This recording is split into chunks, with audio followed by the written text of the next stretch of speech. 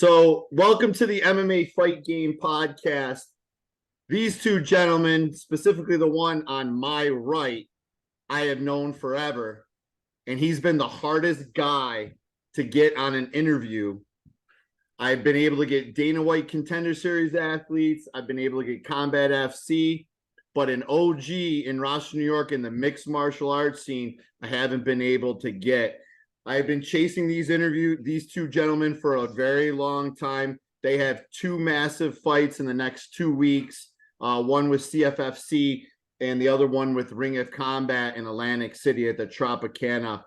I am very happy to have Jacob Bohn, a true OG in the mixed martial arts scene in Rochester, New York, and Jake Hixenbaugh. Gentlemen, I've been chasing you guys forever. How are you?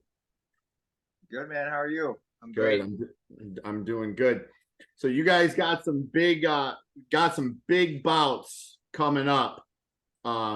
First, Jacob Bohn, we met 2008, 2009 in Greece, New York, at Extreme Fitness, when you were with another martial arts camp, and I was just starting out with CrossFit way back in the day. What initially got you into mixed martial arts, or how did you find MMA? I initially found MMA with training my whole life on the mats wrestling, and after Brockport wrestling there, me and my buddy Mike Leduc, we were gonna go to Cortland, finish out our wrestling there, but we liked Brockport and we just found jiu-jitsu. He said, looked online and he said, let's try this jiu-jitsu stuff. So we tried that out and went from there. Yeah. Started Bedrock. Yeah, he started Bedrock. And Jake Hixenbaugh, how did you get into mixed martial arts? And also another question on top of that, how'd you find the OG? It was like growing up, I've always watched UFC and all that. I've watched Pride and all of the different promotions growing up with my best friend Grady. We've known each other since we were like 1 year old, and his older brother kind of got us into it, and his older brother passed away back in 2011, and my senior year of high school, 2017, Grady found this gym right in Leroy. We live in Bergen, which is 10 minutes away. It was during wrestling season. He told me about the gym, and him and my other buddy Kenny, those two started training. He's telling me like, dude, you'd be good. You really should start training. I was telling him like, once I get done with wrestling, I'll start training. And I went in for a jiu-jitsu class, 2 jiu-jitsu classes. Then I did a tournament, and I ended up winning the tournament. Nice. And then I didn't go back for like a month, and he got my number, and he texted me and was like, hey, where you been? And I was like, who is this? He goes, Jake Bohn. And I was like, oh, shit, I gotta go in there now. And ever since then, I just fell in love with him, and I've been by his side since day one for me at least, and I'm never leaving. So got that good coach fighter relationship, but now it's like we're fighting on the same cards too. It's like a dream. Yeah, because did you guys fight on the last Cage Titans, right? The last two, yeah. Yeah, the last 2 Cage Titans. So Jacob Bohn, when did you start Bohn MMA? How long ago was that? And people say it all the time too. It's got to be at least like, I need to keep better track of this stuff. It's like 7 or 8 years ago. I'd say at least 8 years now. Yeah. Are you and Casey, like, and obviously you know your old gym Bedrock, you guys are some of the OGs, originals around this area, right? Yeah. Oh yeah. Yeah, for sure. Yes. Synthesis, Western New York, they got a bunch of studs too. They got a big group. But yeah, no, there's a bunch of big teams around here. I'm leaving a bunch out, I know, but yeah, I mean you have a ton, but the main ones, the OGs, just starting out. I remember when I was doing CrossFit classes in a 500 square foot space, and you're like, hey, I got to fight this weekend, and we talked for 25 minutes about it, actually. It just goes way back. It's kind of a full evolution. Obviously, you know, you've had 13 wins on your career. Three. You're fighting for the Ring of Combat 155-pound lightweight championship at the Tropicana in Atlantic City against a very tough opponent. You're on a 3-fight win streak. How did that fight materialize? Well, they, after the last win with Cage Titans, they wanted me to run the Giannetti fight right away, and I do want to run the Giannetti fight, but just with his health concerns, let's see how he makes weight with this next fight. And if it's a healthy, good weight cut, I'll definitely sign a contract with him. But the doctor said a no last fight. The doctor said he wasn't healthy enough. He had somebody said blood coming from his nose, and He had what from the nose? he had blood coming from his nose. Yeah, Wayne Day, he had blood coming from his nose. So what's that a sign of, boys? I don't even know. He cut too much weight and he couldn't fight. On that Cage Titans card that we were in, I think it was. I think there was kidney issues they said or something. Yeah, something like that. It was that. Was that fight contracted at 155 pounds? Yeah, and they didn't let it go through. It was against the guy that was in the UFC. Yeah, I forgot what his name was. Yeah, it's gonna be a good fight. Was it against Motino? It's not against Motino, is it? No, it was his name was it started with a V or something. Forget the name. He's tough too though. And it's Canetti, right? Yeah, because he's got a fight coming up as well. It seems like all you got this month of September is jam packed. Obviously, Jake Hixenbaugh, he's September 8th, right? September 2nd. September 2nd. I'm sorry, September 2nd. Jacob Bohn is September 8th. And then another local fighter who's professional, John Pearson, is September 15th. It's like those three. John Liam, and other people are trying to get on that card too, but him and Liam. When you guys decide to fight for a promotion, what goes into your thought process in going with the promotion? If they put on good fights, if they're not sketchy, at this point, a lot of the promotions we work with are all pretty straightforward. They're never trying to pull fast ones. They never really have fights canceled or anything. We go pretty official promotions. We're not going to work with anybody that's got the chances of getting the whole card canceled for no reason or some bullshit.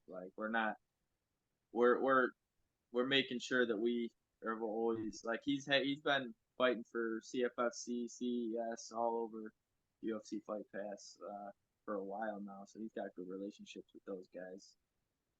Yeah, and I work with the Combat FC guys a little bit, Joe Cavallero and Rick Caldwell. They can't say enough good things about either one of you guys. So those guys, yeah, we were out there for that. Can't wait to get back for them too. I want to fight for them once at least, man.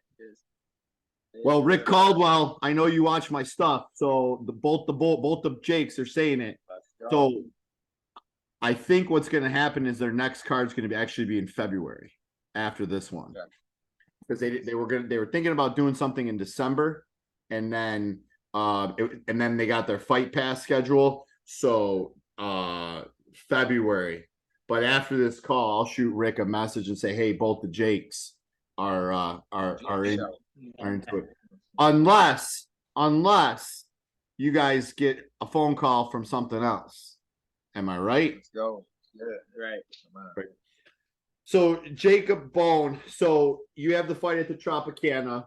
You were saying too, this to get back at your comment on what I pick out of promotions. I like when they look out for the fighter, a good family, not a family feel, because we're going in there and we're fighting each other, but the whole promotion, Cage Titans, they do really good with the fighters, the before and after the lead up and everything, and they all do really good. Bellator really looked out for me, they were awesome promotion. I have all of them. They're very good, Yeah, I follow all the promotions that both of you guys fight at, Cage Titans, CFFC, Ring of Combat. I follow them. I watch them, and they, from an outsider looking in, just like kind of stalking on social media, it looks like they're nothing but world class. When we went out a few months ago to Combat FC, I saw all the behind the scenes stuff, and it's absolutely top notch. You know what you'd expect from a regional. It's not like the UFC, but you know they do really well there, so you can't go wrong. The Fighter Hotel is really nice. Can't go wrong with that. Joe Cavallero, Combat FC.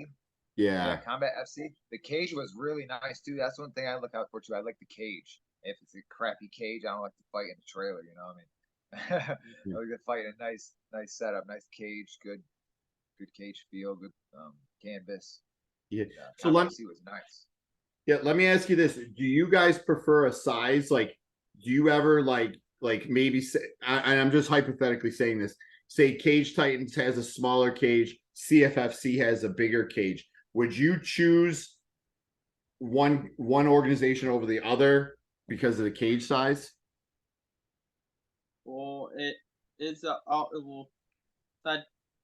in terms of like if I like bigger cages or smaller cages, it's for me. It's I used to hate smaller cages, but now I like it. I like being in the pocket. I like doing all that. So I don't really care if it's a bigger or smaller cage at this point. It's also like the feeling of like the atmosphere too that goes into it, of like the crowd, how the people are, if they're into the fight. Like Massachusetts, all in New England, they're all hardcore, you know, so they're fun to fight in. Yeah. Yeah, the area you fight in usually is I don't know. It's not like you get all that extra cage. It's just I don't know. It feels like it's too much room. Too much room to I don't know. Get it a lot of room. I like the small cage Titans feel, but Bellator it just felt like we were fighting in a freaking gymnasium. Damn. Right. This will be cool fighting in the CFFC. Thought the cage was closing right.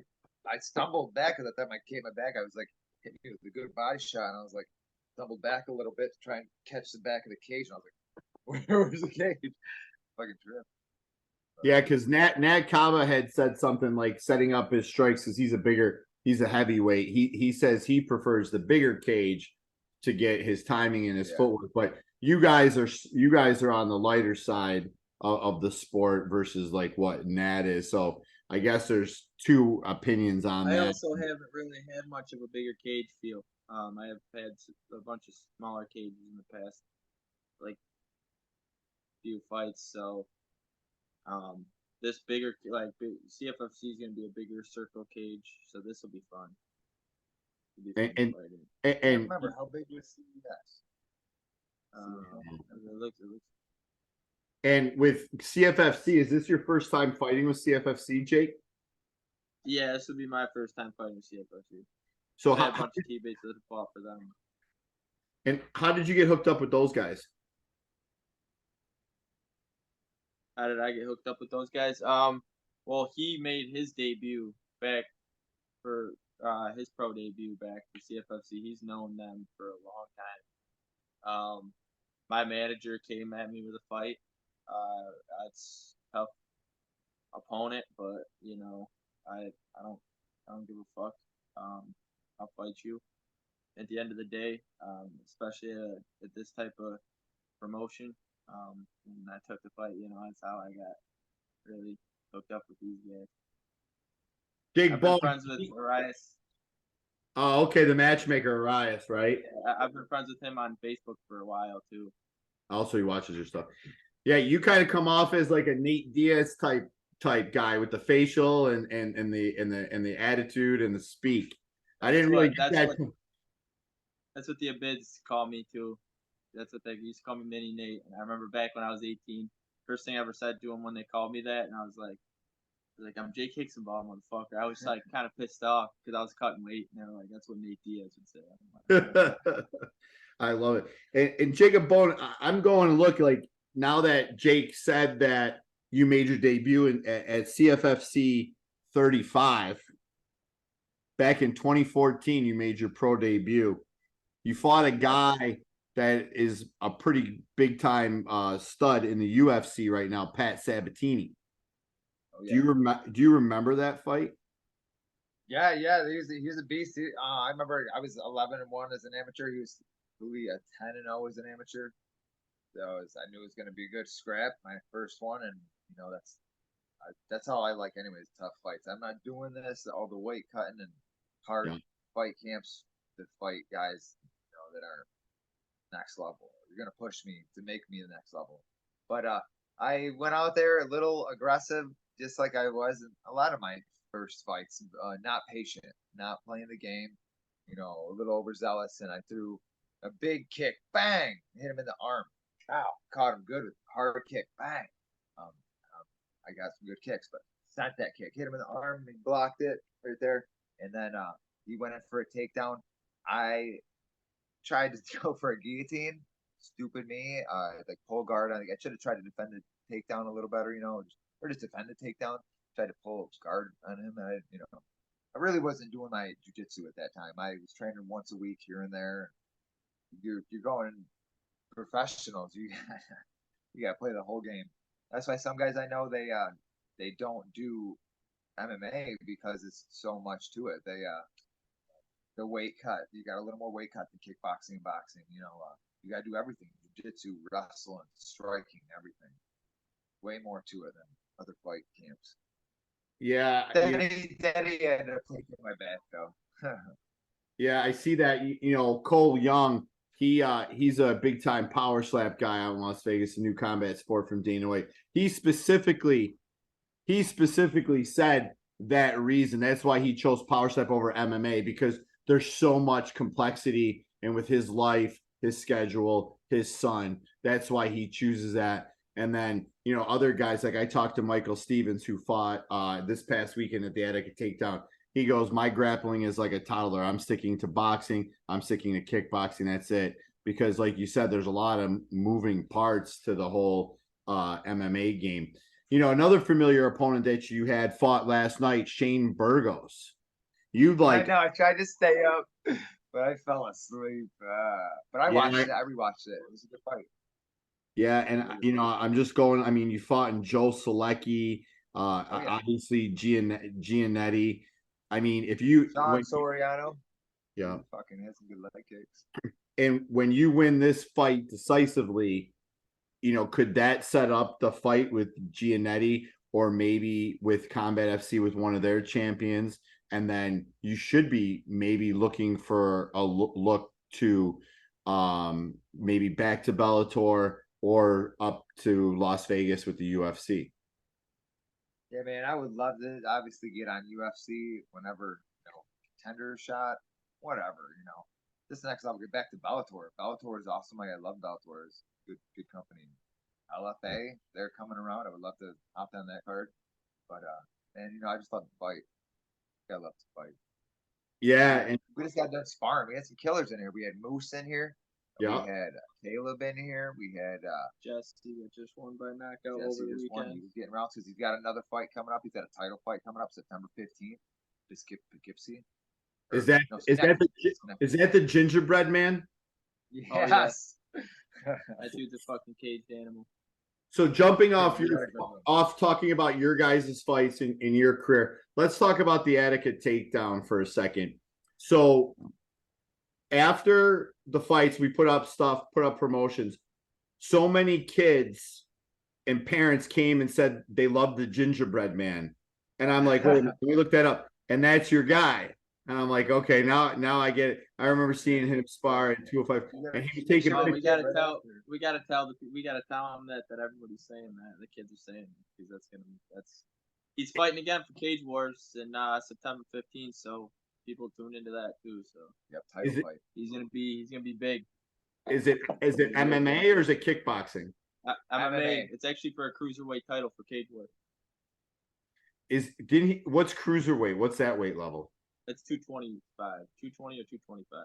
I think he said it's like a 215 to 230. He said, I don't know. Okay, that makes sense. Is this his first MMA bout?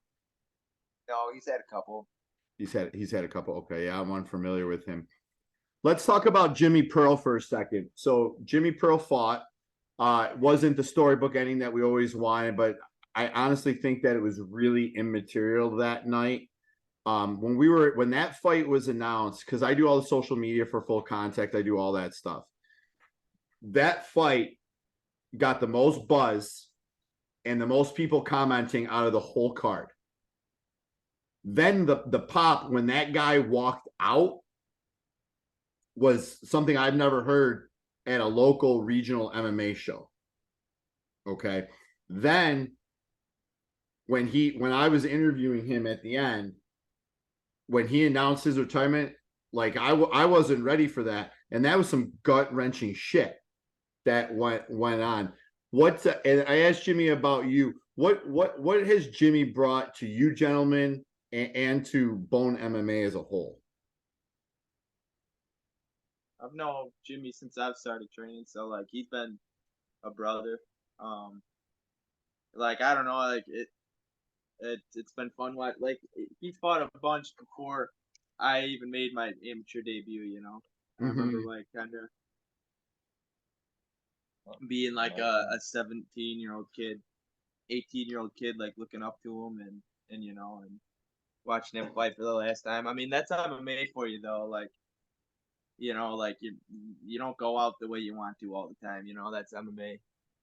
So, but it's awesome to see like how many people were there and supported and fucking loved the hell out of him as much as we do. Probably like even more sometimes. Some you know, it's just it was definitely emotional for sure. It's never you know love to see people retire, but like yeah, obviously people need to, and that's just it was definitely like it was definitely emotional watching him doing that for sure. Yeah, Jimmy's a warrior. He puts everything into it. Puts his heart into it. He's in here training all the time. He put so much work into that camp. He started off his MMA career like by himself. Well, not by himself, but doing a lot of his training in like his garage and shit. So that'll show you for his that's what his career was like in the beginning. So you start off like that you're not going to have that many wins. So you know, especially when someone's not looking out for you and helping you pick the right fights or helping you come up with a game plan for opponent. But he's gotten a lot better. He's gotten a lot better, and he was putting a lot of time into this camp, and you know, there's a lot of different little things, bumps and stuff happen in life, and you know, we talked a lot after practice and sometimes before practice when people weren't around, and you know, some serious life shit, and you know, before the fight, he was in his head about that a lot. And I was like, man, you got to forget about that. It's the only time you can forget about life and just go focus on yourself and be in the moment. And he was out there and I could tell he was in the moment. And I just wish, 6 years taking an opponent like that. The guy the dude is tough from a tough team. The guy in his corner, I knew he was on his team, but I didn't know he'd be in his corner for this fight. That dude hit me with a nice flying knee. And Mark Antonio, and he was in his corner. I told Jimmy afterwards, I'm like, yeah, dude, the top team. That dude hit me. He beat me before. So did you fight him? I fought him. Yeah, Scott Mark Antonio. I can't remember his name. Yeah, BTC two Balahia. Yep. Yeah. I should have watched tape on him. He liked doing a lot of flying switch knees, and he caught me with one. I got the better of him the first round. I controlled him, with the wrestling and stuff, and I got a little overzealous on a pound flu, and he rolled me over in the first round. But I got the better of the first round. But second round, shortly into the round, he caught me with a nice flying switch knee. I thought this knee was coming, switch, boom, hit me with the knee. Good. It was a nice knee. Yeah. No, absolutely. Now, as professionals, do you and Jake break down film together and kind of analyze it? Do you guys go back and forth? Because you guys the only two pros in the gym, or I thought there might have been one more, or no, there's more. Brady's gonna be making his pro debut. Well, we got Ian Boxhorn too. He's been a pro for a long time. He's actually a long time training partner of Kyle Rzuski and Jimmy. Oh, okay. Kyle's an OG. I mean, Jimmy's an OG. Ian's a OG. He used to teach jiu-jitsu down at Stephen Thompson's dad's gym. Oh, okay. Down south. So like he was one of the first pros to ever come out of Tennessee. We have a lot of people that really like to break down film that, you know, really devote their time to really just watch and study the people that we're fighting, and break it down with us and do different things, that different setups that are going to work for each fight. We obviously watch film together. We break stuff down together. We watch film on our own, on the other guy's guy. The last few times we've been in camp together, so it's like we're getting each other ready for the other guy's guy, and it's kind of helping us almost like develop different type of styles, getting ready for these different matchups, just in case, like, you never know when you got to switch the shit up right on the fly. You know what I mean? Mm-hmm. We've been getting a lot of work with Shinobi MMA. Our Watertown Bearing Head location. But Jamie Fryer, he's another professional fighter. He hasn't fought pro in a while, but he's another pro fighter. He's got great fight IQ. We get rounds with him down there. He comes to us. He brings his fighters on. He had a lot of fighters on the Attica card too. Lynn, she hurt her elbow. Yep, she hurt her elbow. Yeah, she had a fracture. Jake Corcoran, he won. Jewish assassin. The Jewish assassin, yeah. That dog fight. Fuck yeah. So you do a lot of stuff with them, and you had mentioned that Moose was up there sparring. I know Moose is trying to get a fight right now. Right. We work with John, Liam, Nat. We work with all those guys all the time. Yeah, you guys had a packed house when I went and came and visited finally out there a couple of weeks ago. That was definitely great to see. But being an OG and getting the results and just being an all-around good straight up dude, I can see why you get those many guys. Jake Hixenbaugh, so you're fighting CFFC 124 on September 2nd in Bensalem, Pennsylvania.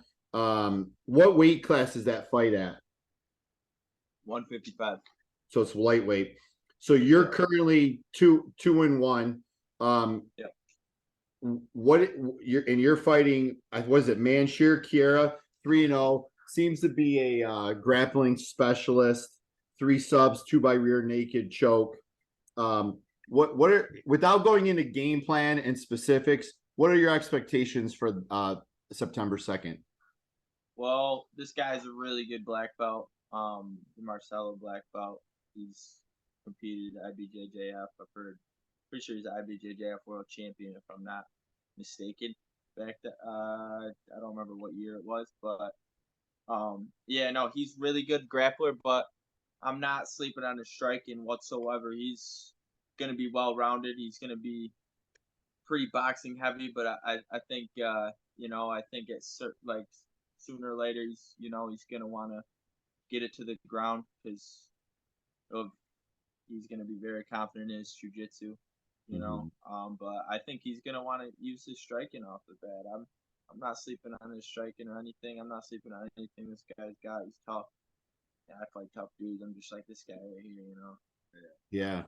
And then after that was like the same with my Selecki fight. Not to interrupt you, but that's the same with my Selecki fight. I expected jiu-jitsu, good ass black belt, and he came out there with his good hands. I was like, but I didn't switch the game plan up. But we're ready to switch the game plan up if need be. Yeah, with a win on September 2nd, Jake, what would be next in an ideal situation for you? I know your last fight with Aaron Hughes kind of ended in controversy. Would you want to run that back? Because you guys had some things go on at weigh-ins. Would you run that back, or are you done with that and you want to move forward? Get another. I don't even want to talk about that guy right now. Fair enough. That guy is a fucking pussy, bro. Like, he's gonna sit here, he's gonna talk shit. He just wants his name to be in my mouth, and I don't want to talk about that fucker. I got a way tough fight, and this dude, I have to be on my shit with this dude. And this dude is somebody I'm not looking over whatsoever. I got September 2nd on my mind. And then once that's over, if I'm healthy and all that, I know ADCCs are in October, probably compete jiu-jitsu. And then November, we'll see what's up with that. But fuck that kid. I'm not going to talk about that kid. That's fair. That's fair. I can respect that. I wouldn't mind if you qualify for ADCC. I have no problem coming out to Vegas and watching you compete at the T-Mobile I Arena. really can, man. Just remember, if I can't get a ticket, I need a hookup. Hell yeah. Just remember I got you, man. that. My man. So Jake, the OG, you're on a 3-fight win streak, 3 straight wins, 2 decisions, 1 sub. You're fighting for the Ring of Combat Lightweight Championship. What are your expectations for September 8th? Same. You know, he's well rounded. He seems to be a better like funky striker. You know, but I'm not gonna think that he's not gonna try to wrestle because he spits those takedowns in here, and you know, once in a while, he keeps it a funky fight too. So I'm gonna have fun with it, and yeah, it's gonna be good. It's gonna be a good fight. Get this belt and defend it. See how the promotion is. You know, defend it, or you know, see what else happens from there. Yeah, and if people haven't had a chance, I know I saw your significant other. She had some tickets available. I know you guys get a little cut of the tickets. Not a bad weekend to go down to Atlantic City in New Jersey at the Tropicana, have some fun down there, go see some scraps and support an OG. And also the week prior, go support Nate Diaz Jr. here as well, and go from there. So was there any particular reason? Was just that the fight came up with Ring of Combat, Jake, and you decided to take that fight? But like, man, I just love to fight, and I just love to fight. We were talking about other fights where like, oh, they wanted to run it back immediately in Bellator when I fought Kenny Foster because they didn't think he lost that fight. But it's like I don't know. That would have been awesome to fight in Bellator, especially against the guy I just beat. But it's like I just like to fight different fighters, and to fight Giannetti again, like I'm gonna fight him again. I want to run it back. I want to get that win back. I want to get that belt. But it's like, man, like I don't know, make the weight first. But I don't know. That is like the journey. I like fighting different people. And but yeah, no, that's what my manager. That's why I got a manager, and he hooked it up. So we were trying to get me and him on the LFA, but CFFC is a great promotion and Ring of Combat. I've never fought for them, and the Tropicana sounds like a nice place. Check it out, nice venue, right? Yeah, I think it's a great venue. Honestly, anytime you can fight in a casino, I mean Seneca Niagara is you can't go wrong. So. Yep. But boys, I truly appreciate the time tonight. I've been chasing you guys forever. Jake Hixenbaugh. Bro, you've been in here a few times. I've been in here, but you were busy training and also being a coach and a mentor to the younger guys. You know, I had told you that I met the one of your young up and coming prospects and their father at the fights at the Attica Takedown. And I told his father straight up, he's in a perfect spot with you boys over at Bohn MMA. I've known you a long time, and it's, you know, everything I speak is the truth. It's not forced just because we're boys. Anybody can see what you boys do over there. Jake Hixenbaugh, I know you're the new breed. I wish you nothing but the best. I know your family. I know your brother. I know your sister-in-law really well. I know Ash real. I also know Pastor Marty. Pastor Marty was the one who was telling me, you know, Ashley and Adam's brother fights, and I'm like, what? And then, sure enough, you're with the OG. Oh yeah, you're with the OG, and Jacob Bohn. I think you should get an OG T-shirt made up. Bro, you're OG too in the CrossFit. You go way back. We need to bring the fight. We need to bring the fight fit back in. I mean, you still got the fight fit going? The fight pit? I know you did some with Nat. So I did strength and conditioning for Nat Kaba for his Van Hoosen fight. He was an amazing. I've never torn a callus. He did in the 3rd round. I tore a callus. I tore a callus in your class. That fucking hurt. Never done that before. Yeah, so I've been actually studying. I have some friends that are in the UFC, and you know, Ghost Pepper, Eric Gonzalez, and those guys. You know, I'm having conversations with those guys. When is the proper time to do the Olympic lifts? When is it time to cut, do high intensity, work, preventing rips and stuff like that. I've been working on, but I just want to be confident, because the last thing that I want to have happen is one of you guys get injured before a fight by a freak thing. Like we used to, back in the day, we had all those wood boxes when we did box jumps, but now I make all my athletes that have fights or that are high school athletes or anything like that, they jump on the soft boxes just to prevent that. Yep. So I'm definitely down. Or I mean, if those guys next door to you are good, I'd be more than willing to put you boys. I mean, you got another stud there, Louis Scafetta. He didn't win on Saturday night, but you know what? Win or lose, I love watching that kid fight. Like, he's just a dog. Yeah, he's getting better and better each time too. He's just I can't wait for the next one. He's tightened up his striking a lot in those few months. You could see he's definitely a whole different fighter for sure. And I wasn't able to break his balls because I didn't have a laundry bill from this fight. Yeah, I was gonna say that. I didn't. The first fight got bloody. Yeah, it was right. It's right in front of me, right in front of me, and in front of my girlfriend. My girlfriend was like, "Oh my god, that just happened." That's why she was staying a little bit farther away from all the athletes on Saturday night. But boys, I truly appreciate the time. You guys are OGs. You're just straight up good dudes, class dudes. I can't wait to see 2 victories come out of Bohn MMA September 2nd at CFFC, and then on September 8th at Ring of Combat, and you bringing some hardware home. Boys, I truly appreciate your time. Thanks a lot. Just sit tight, okay? Yep. Can I give a few shout outs real quick? Oh, yeah. My bad. Yeah, absolutely. Hey, real quick, Amanda better be the first one. Amanda, she helps us out so much too. She helps us out, helps him out with his fighter stuff. I'm getting crampy. We got some good rounds, but we got she helps him out with his stuff. My stuff, obviously. We're gonna have my manager, Lars. We're gonna work out a deal with her to do all of the fight medicals and fight stuff that for all of these fighters. And he works with a lot of them. Works with John, works with Nat and Elvis, whoever, all of them. But Amanda, I love you. She does. She helps me out so much. She's always there. She goes to every fight, and me, her, and Luna. But Luna's not gonna be this one, but she's gonna be there. So, but I got her, and I got Jake, and I got Jamie Grady too. So I'm good. But my new sponsor, K9 VIP, they helped me out big time for this fight. So, if you need any dog grooming, or they do dog training, or any accessories, they do dog. Yeah. My one dog, Coda, he just won a spot in the dog calendar, so I can't wait to get the calendar. But they're a new company, right? What'd you say? They're a new company that just starting out, right? That's bad. They just started right next to me.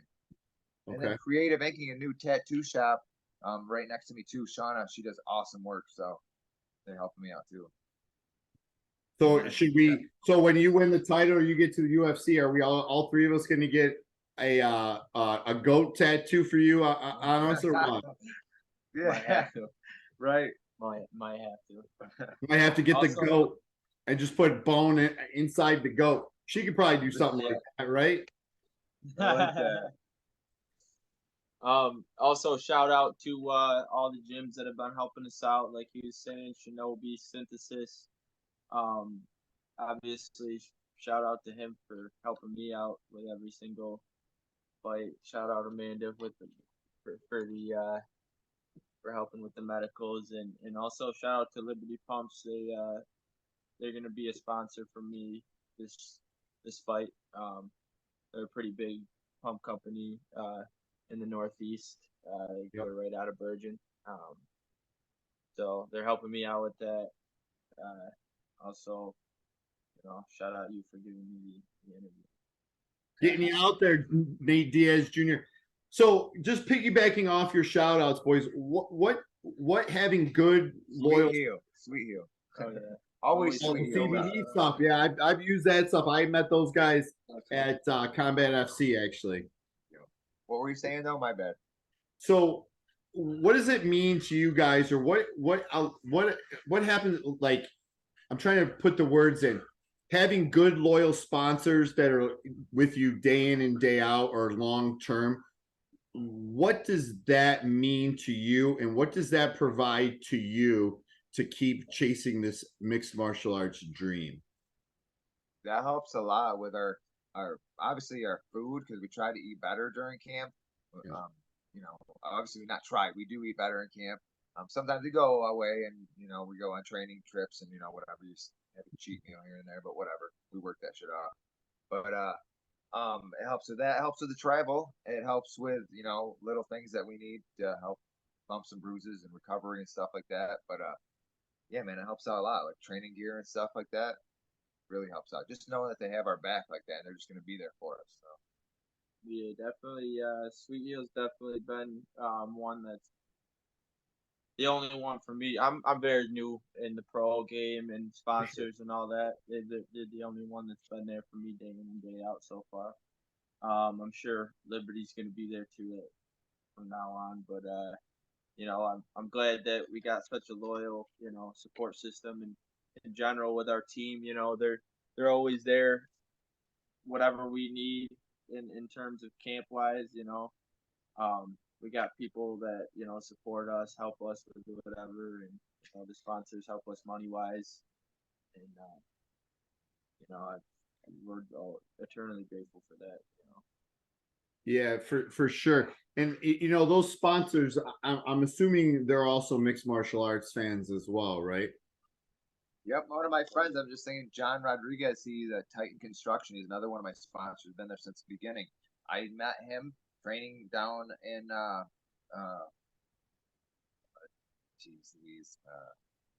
Kingston in 99-1 Jiu-Jitsu, Nolan Dutcher's gym. I met him training down there, and so he became a fan and a buddy, and he started helping me out. So Yeah, that's awesome. I'm gonna try. I'm gonna look. I did notice K9 supported the Attica Takedown with Full Contact Promotions as well. Yeah. So Yep.